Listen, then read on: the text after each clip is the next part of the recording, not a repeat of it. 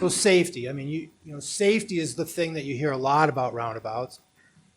And the key is there are a lot of crashes at intersections across the country. I mean, I you know, sometimes joke that if one person gets bit by a shark during spring break, it's on national news.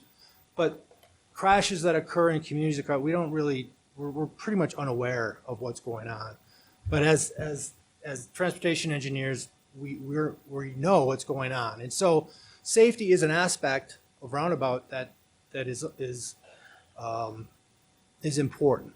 There's a lot of accidents that occur at intersections across the country. And roundabouts, the T-bones, the high-speed T-bones are the ones that create the severe injuries and fatalities. And there's a lot of pedestrian injuries as well at intersections and fatalities at signalized intersections as well. So why are roundabouts safer? It's conflict points. If you sort of draw up a kind of a conceptual four-legged intersection, you count all the different possibilities of running into someone, there's just more conflict points at a standard intersection versus a roundabout. So the probability of running into someone goes down because you have less conflict points.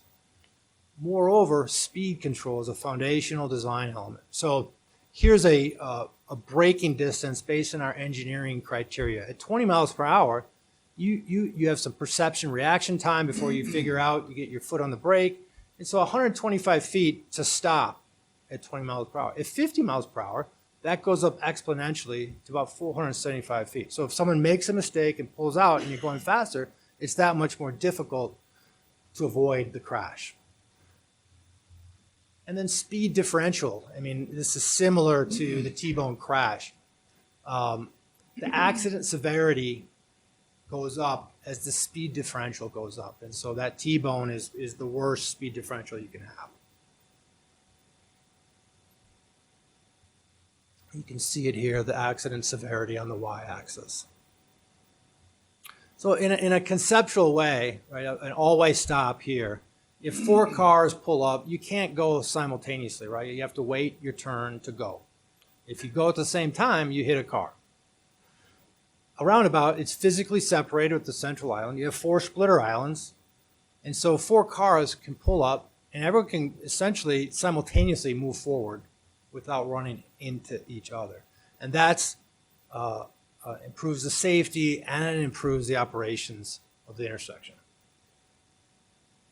So it took some time, but Federal Highways about 10 years ago came out with the statement that it's a preferred safety alternative for a wide range of intersections.